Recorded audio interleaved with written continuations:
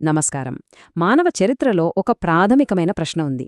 అసలు మనల్ని జంతువుల నుండి, అంటే మన దగ్గరి బంధువులైన చింపాంజీల నుండి వేరు చేసేది ఏంటి?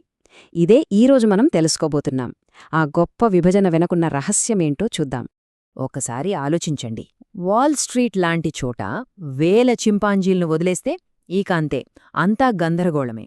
కానీ ఇదే చోట వేల మంది మనుషులు కలిస్తే వాళ్ళు ట్రేడ్ నెట్వర్క్స్, పెద్ద పెద్ద సంస్థలు, ఇలాంటి అద్భుతమైన వ్యవస్థల్ని ఏర్పాటు చేస్తారు.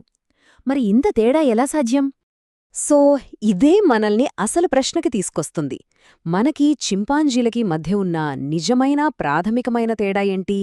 కేవలం తెలివా, లేకపోతే దాని వెనుక ఇంకా ఏదైనా లోతైన విషయం ఉందా? సరే, ఈ మిస్టరీని ఛేదించడానికి ముందుగా మనం చాలాసార్లు వినే ఒక వాదనను చూద్దాం. అదే 150 మంది సమస్య. కానీ ఈ సమాధానం ఎందుకు సరైనది కాదో, అసలు నిజం ఏంటో ఇప్పుడు చూద్దాం. విచిత్రమేంటంటే, ఒకరి మీద ఒకరు లేదా ఓ 10 మంది గ్రూపులుగా ఉన్నప్పుడు మన ప్రవర్తనకు, చింపాంజీల ప్రవర్తనకు పెద్ద తేడా ఉండదంట. నిజానికి కొన్నిసార్లు ఆ పోలికలు చూస్తే మనకే సిగ్గేస్తుందంట. సో తేడా అనేది మన వ్యక్తిగత సామర్థ్యంలో అయితే ఖచ్చితంగా లేదు. అసలైన మ్యాజిక్ ఇక్కడే మొదలవుతుంది.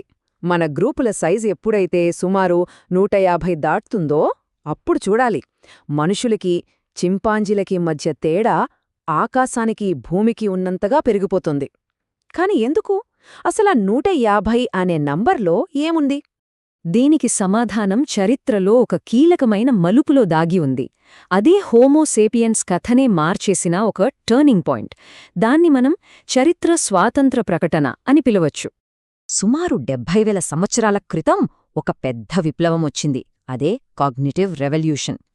చూడండి, దానికి ముందు మన అభివృద్ధి అంతా బయాలజీ రూల్స్ ప్రకారమే నడిచింది. కాని ఆ విప్లవం తర్వాత చరిత్ర బయాలజీ నుండి స్వాతంత్ర్యం ప్రకటించుకుంది.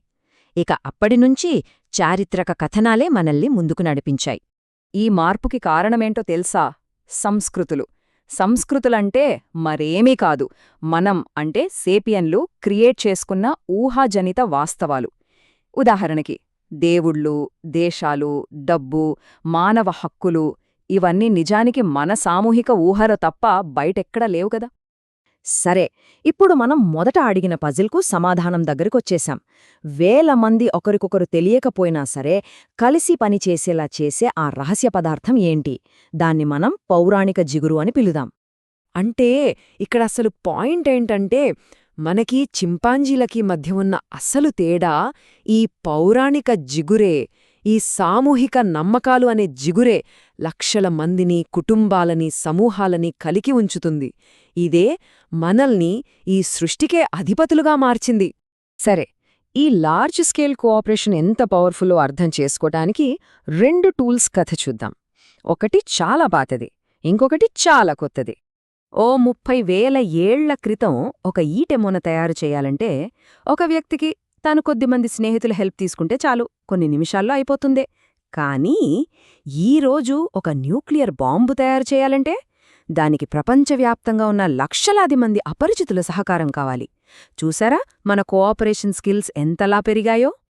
ఇక్కడ మనం గుర్తుంచుకోవాల్సిన విషయం ఏంటంటే, ఈ ప్రోగ్రెస్ అంతా మన వ్యక్తిగత తెలివితేటలు పెరగడం వల్ల రాలేదు. నిజం చెప్పాలంటే, ఒక పాతకాలపు వేటగాడితో పోలిస్తే ఆల్బర్ట్ ఐన్స్టైన్కి చేతి నైపుణ్యం చాలా చాలా తక్కువట. మన ఈ అద్భుతమైన అభివృద్ధికి కారణం మన సామూహిక శక్తి, మన కలెక్టివ్ కోఆపరేషన్. చివరగా, బయాలజీకి, హిస్టరీకి ఉన్న సంబంధాన్ని చెప్పే ఒక మంచి అనాలజీతో ఈ విషయాన్ని ముగిద్దాం. దీన్ని మనం ఇలా అర్థం చేసుకోవచ్చు. 1, బయాలజీ అనేది మనకి బేసిక్ రూల్స్ పెడుతుంది, ఒక బౌండరీ గీస్తుందన్నమాట. 2, కానీ ఆ బౌండరీ లోపల ఉన్న ప్లేగ్రౌండ్ చాలా చాలా పెద్దది. అందులో మనం రకరకాల ఆటలాడుకోవచ్చు.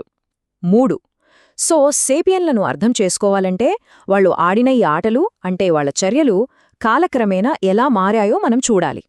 దీన్ని సింపుల్గా చెప్పాలంటే, బయాలజీ మనకొక ఆట స్థలాన్నిస్తుంది. అంటే ఫీల్డ్ బౌండరీస్ ఏంటి, గ్రౌండ్ రూల్స్ ఏంటి అనేది బయాలజీ సెట్ చేస్తుంది. కానీ ఆ ఫీల్డ్లో ఏ ఆట ఆడాలనేది మాత్రం మన చేతుల్లోనే ఉంటుంది. ఫుట్బాల్ ఆడాలా, క్రికెట్ ఆడాలా అనేది మన ఇష్టం. మనం ఆడే ఆ ఆటే చరిత్ర. ఇది మనల్ని ఒక చాలా ఇంట్రెస్టింగ్ ప్రశ్నకు తీసుకువస్తుంది. మరి మన శిలాయుగం నాటి పూర్వీకులు బయాలజీ ఇచ్చిన ఈ విశాలమైన ఆట స్థలంలో ఎలాంటి ఆటలాడారు? వాళ్ళ నమ్మకాలు, వాళ్ళ సమాజాలు, వాళ్ళ ఆట రూల్స్ ఎలా ఉండేవి? ఈ ప్రశ్నతోనే మిమ్మల్ని వదిలేస్తున్నాను. ఆలోచించండి.